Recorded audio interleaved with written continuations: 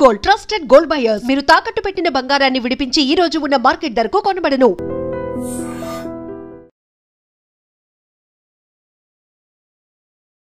నమస్కారం, welcome to I dream. ధర్మ మార్గం విత్ విజిత కార్యక్రమానికి స్వాగతం.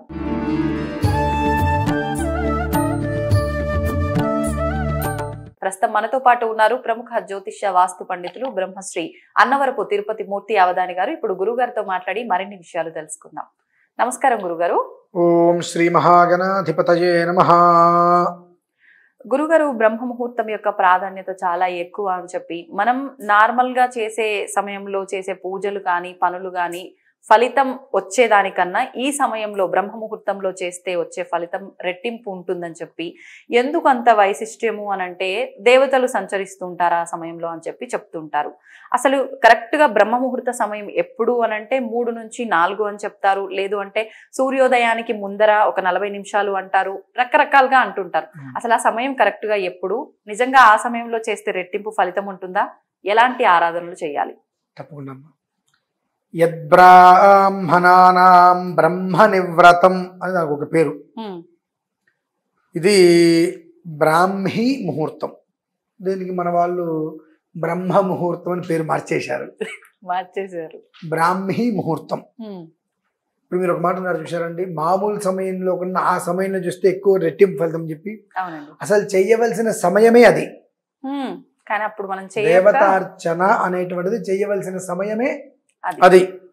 మనం అప్పుడు చెయ్యట్లేదు కాబట్టి విడిగా ఇంకెప్పుడో చేసుకుని ఎప్పుడో ఒకనాడు ఆ రోజు నాడు చేద్దామని చెప్పి మనం ముందుకెళ్తున్నాం వాతావరణంలో. కానీ అనునిత్యము కూడా మనకు ఉషోదయం, అరుణోదయం, సూర్యోదయం 3 ఉదయాలు ఉంటాయమ్మా. ఉషోదయం తర్వాత అరుణోదయానికి సూర్యోదయానికి మధ్యలో సమయం బ్రాహ్మీ ముహూర్తం. ఉషోదయం అంటే మార్నింగ్ మనకు 3 గంటల నుంచి వస్తాయి. ఎర్లీ మార్నింగ్ 3 గంటల నుంచి ఎప్పటి వరకు? ఉషోదయం అనంతరం మనకు సూర్యోదయానికి 2:30 నుంచి 3 గడియలు. గడియ అంటే 27 నిమిషాలు సమయం.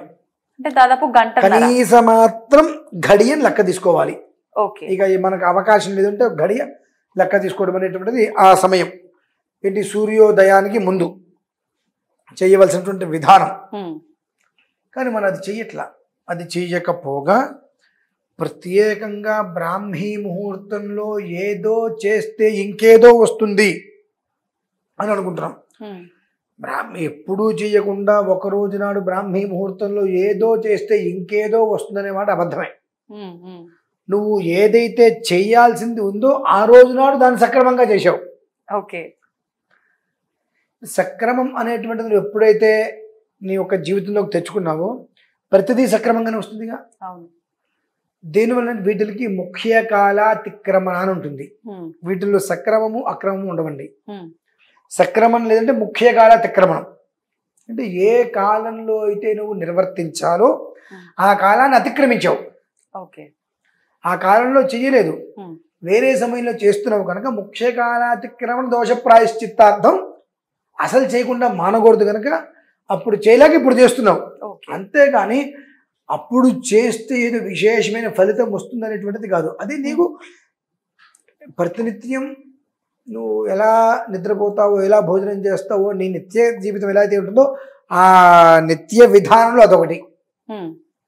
దాన్ని మనం తీసేసి ఇవాళ బ్రాహ్మీ ముహూర్తం అని తీసుకొచ్చాం కొత్తగా.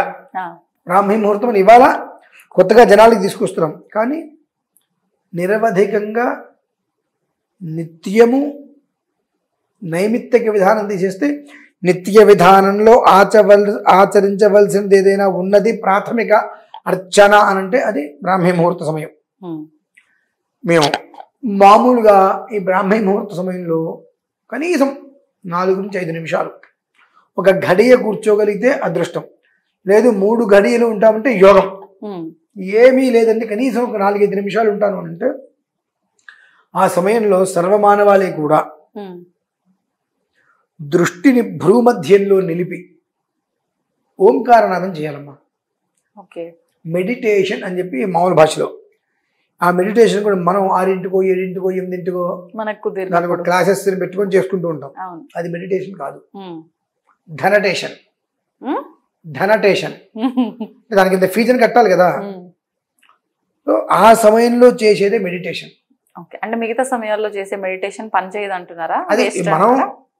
ప్రశాంతంగా కూర్చున్నాం అనేటువంటి ఫీలింగ్ కోసమే. ఓకే. ఎందువల్లనంటే ఆ తెల్లవారుజాము ఇప్పుడు మీరు 10 గంటలకి ఉదయం పూట నేను మెడిటేషన్ చేస్తా అంటారు, 8 గంటలకి ఇలా కూర్చోగానే అవి ఇవేదో సౌండ్లు చెవులకి డిస్టర్బెన్స్ ఉంటాయి. తెల్లవారుజాము మీరు ఆ ముహూర్తంలో కూర్చోండి, ఏమి ఉండవు.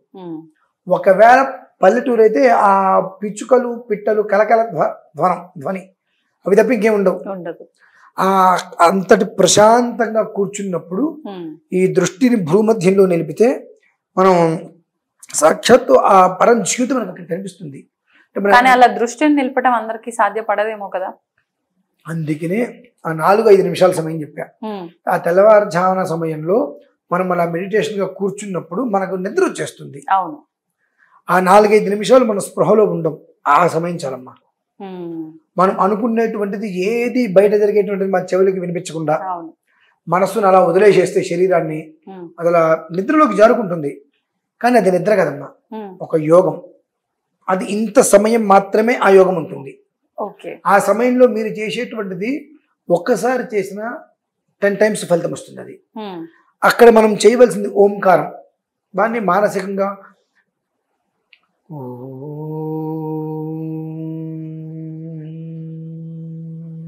అని పెద్దగా చెప్పట్లేదు, మామూలుగా ఓంకారం మొదలుపెట్టి ఆ చివరికి ఆపేటప్పటికి దగ్గరగా 25 సెకండ్లు సమయం చేకూరుతుంది.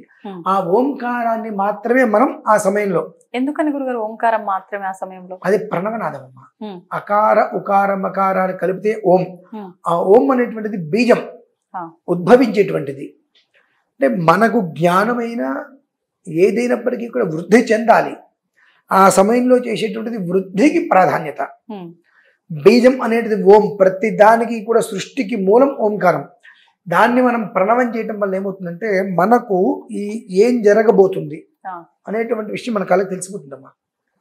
దాన్ని దివ్య దృష్టి అంటారు చూసారా, అటువంటి ఒకటి మీ భాషలో 6th సెన్స్. అది రీసెంట్గా మీరు అనుకుంటారు దివ్య దృష్టి. దానివల్ల మనకు జరగబోయేవి తెలుస్తూ ఉంటాయి. 2, మన జీవితం ఏ స్థాయికి మనం మలుచుకోవచ్చు. జ్ఞానం ఉంది. మీకు ఇంట్లో అద్దం ఉందిగా, అద్దం నిండా మట్టి పూసేయండి, మీకు ఏమైనా కనిపిస్తుందా? మట్టే కనిపిస్తుంది. తుడిచేస్తే మన చేతితో తుడుస్తున్నా అంతే ఉంటుంది. అవును. ఒక క్లాతో కాగితం పెట్టి మొత్తం తుడిస్తే అలా ఆ ఓంకార నాదాన్ని ఆ సమయంలో జపం చేయటం వలన ఆ మురికి మొత్తం పోతుందమ్మా. మేము ఆ సమయంలో రుద్రం పారాయణ చేసుకుంటాం. మురికి మొత్తం పోయింది అంటే బింబ ప్రతిబింబం, మనం ఎలా ఉన్నామనేటువంటిది ఎగ్జాక్ట్ ఆపోజిట్ లో మనకు అది కనిపిస్తుంది. అవునండి. మన నిద్రమోహంతో ఉంటే నిద్రమోహమే కనిపిస్తుంది. ఆ ప్రణవనాదం వలన ఎప్పుడూ కూడా వర్చస్సు తేజస్సు యశస్సు, వర్చస్సు తేజస్సు యశస్సు ఈ 3 కూడా మనకు బ్యాలెన్స్డ్గా ఉంటాయి లైఫ్ లో. కొంతమంది అంటుంటారు తొందరపాటు నిర్ణయాలు తీసుకునేవాడు, వాడికి విచక్షణ లేదు అని. అవి మన జోలికి రావమ్మా. ఏ నిర్ణయం అయినా చాలా ప్రశాంతంగా నిర్ణయం తీసుకుంటే మళ్ళీ వెనకడుగా ఇక్కడలా. అది అవునా కాదా, అవసరమా కాదా అనేటువంటిది ఆ సమయం నిర్ణయిస్తుంది. ఎందువల్లంటే పూర్తిగా మనం దృష్టిని భూమధ్యంలో నిలిపినప్పుడు మనం శరీరాన్ని వదిలేస్తాం. అది ఒక రకమైనటువంటి యోగ స్థితిలోకి వెళ్ళిపోతుంది. ఆ యోగ స్థితిలోకి వెళ్ళిపోయినప్పుడు ఆ విశ్వం ఏదైతే ఉందో ఆ విశ్వం మనతో ఎప్పుడూ అనుసంధానంలోనే ఉంటుంది. అది మనకు తెలుసుకోవడం కష్టం. ఆ సమయంలో ఆ రెండింటిల మధ్యన కాన్వర్సేషన్ జరుగుతుంది. ఆ జరిగినప్పుడు ఏదైతే కాన్వర్సేషన్ జరుగుతుందో అది ఇక్కడ ఫిక్స్ అయిపోతుంది. అందుకని తెల్లవారుజామున లేచి అనుష్ఠానం కానీ ఏదన్నా చేసేటువంటి వాళ్ళు ఎప్పుడు పీస్ ఆఫ్ మైండ్ అంటారు చూసారండి, అలా ఉంటూ మనం చూస్తాం చాలా మంది. ఇప్పుడు ఎవరు లేరేమో కానివ్వండి, సూర్యోదయ పూర్వం నిద్రలేచి కాస్త ఆరాధన చేసుకునే వాళ్ళు మా మొహం ఎప్పుడు చూసినా చాలా ప్రశాంతంగా నిర్మలంగా, ఏ కష్టము వాళ్ళు దరిచేరదు. ఎందువల్లనంటే వాళ్ళ మైండ్ అనేటువంటిది ఒకదానికి సెట్ అయిపోతుంది. ఇది మంది కాదు కాబట్టి అసలు మనకి సంబంధం లేదు. అవును. సో అప్పుడు దీనికి సంబంధం ఉండదు. ఇది ఏం చెప్తే ఇది వినాల్సిందే. కాబట్టి వాళ్ళు ఎప్పుడు ప్రశాంతంగా కంట్రోల్లో ఉంటుంది. అది ఎవరైనా చేయొచ్చా గురుగారు ఓంకారం? ఇప్పుడు ప్రతినిత్యం చేయమన్నారు, ఆడవాళ్ళకి వీలు పడని ఆ 3-4 రోజుల్లో కూడా చేయొచ్చా? 4 మానేస్తారు, 5వ రోజు నుంచి అంతే. ఓకే. మెడిటేషన్ చేయడానికి ఏ టైం అయినా ఓకే అమ్మా. దానికి అంటే ఈ 4 రోజులు మానేయమని ఎందుకు అంటున్నామంటే చాలామంది ఆ 4 రోజుల్లో మెంటల్ టార్చర్ అనుభవిస్తూ ఉంటారు, పెయిన్ వచ్చి బాగా. సో ఆ సమయంలో నువ్వు చెయ్యి అంటానికి కరెక్ట్ కాదు. ఆ సమయంలో వాళ్ళు ఎంత రిలీఫ్గా ప్రశాంతంగా ఉంటే తర్వాత మళ్ళీ వాళ్ళు తేరుకోగలుగుతారు. ఆ సమయంలో వాళ్ళు కొంచెం మెంటల్గా టార్చర్ అయినా, శారీరకంగా వాళ్ళకు ఇబ్బంది పడ్డా ఆ తర్వాత దాని నుంచి బయటపడటానికి కొంత సమయం పడుతుంది. ఇది వీళ్ళకి రీసైకిల్ అమ్మా. అంటే ఇది ఒక్క విషయం చెప్పి నేను ముగిస్తాను, ఏమనుకోవద్దు. ఈ విషయం వచ్చింది కాబట్టి చెప్తున్నా.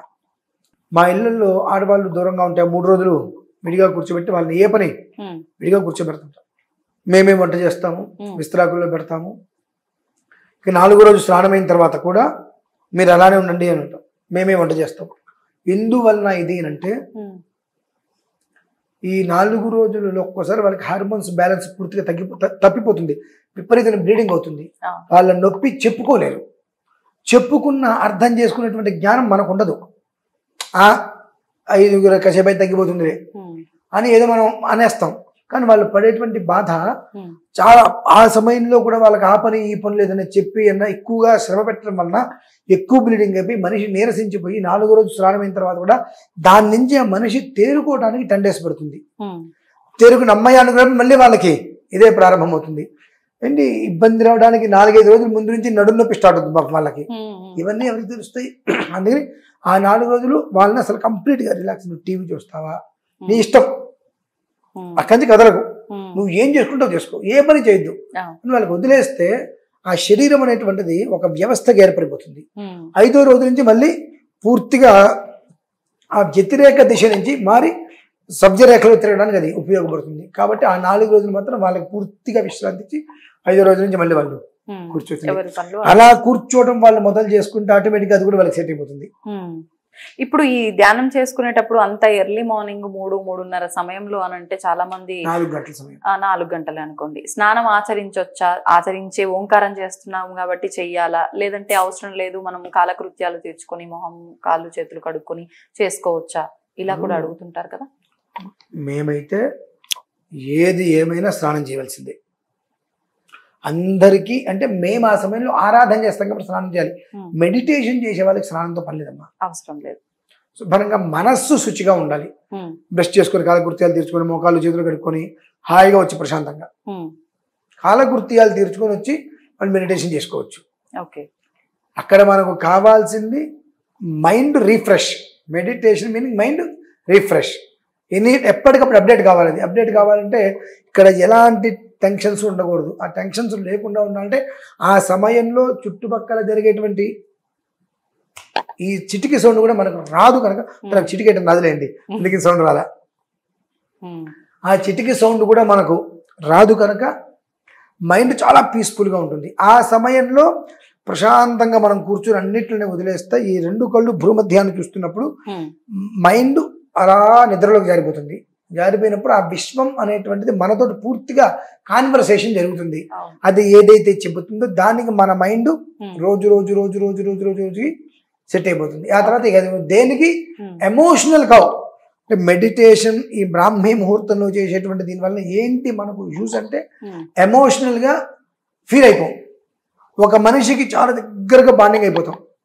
ఒకవేళ తేడా వచ్చింది అదే నవ్వుతూ పక్కకి వెళ్ళేస్తుంది.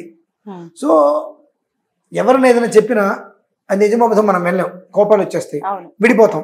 సో అటువంటి స్టేజ్లో కూడా ఈ సమయంలో వీళ్ళు చేసిన దానివల్ల ఓకే ఏదో జరగడం జరిగింది, నువ్వేంటి అని గొడవలు వస్తాయి. కొన్ని రోజులు మనం దూరాన్ని మెయింటైన్ నవ్వుతూ మాట్లాడదాం, దూరాన్ని మెయింటైన్ చేద్దాం. సో ఒక 10 రోజులకి 20 రోజులకి 30 రోజులు తేడా తెలిసిపోతుంది ఎవరు ఏంటనేటువంటి విషయం. అప్పుడు మళ్ళీ చక్కగా మన ప్రేమగా దగ్గరికి రావచ్చు. నువ్వెంతంటే మళ్ళీ తప్పు కాదని తెలిసినా మనం తొందరపాటు నిర్ణయం తీసుకున్నాం కాబట్టి మాట్లాడలేము. సో ఇటువంటివి జ్ఞానం అనేటువంటి వృద్ధి తీసుకొచ్చి మనిషికి బ్యాలెన్స్డ్ లైఫ్ని ఇస్తుందమ్మా. ఓకే, అది. ధన్యవాదాలు గురుగారు, చాలా మంచి విషయాలు తెలియజేశారు. తవ్వుతూనే శివలింగం సరే దాన్ని అట్లా కప్పేసేయండి, చూపించదండి. Krishna is there. మూర్తి పూజ కాదు, సాక్షాత్ బ్రజేంద్ర నందన భగవాన్ ఉన్నారు మూర్తిలో. ఏమీ ఆశించకుండా ఆరాధించే వాళ్ళు కూడా ఉన్నారా ప్రభుజీ? నిజమైన భక్తి అంటే మనకు తెలియదు కాబట్టి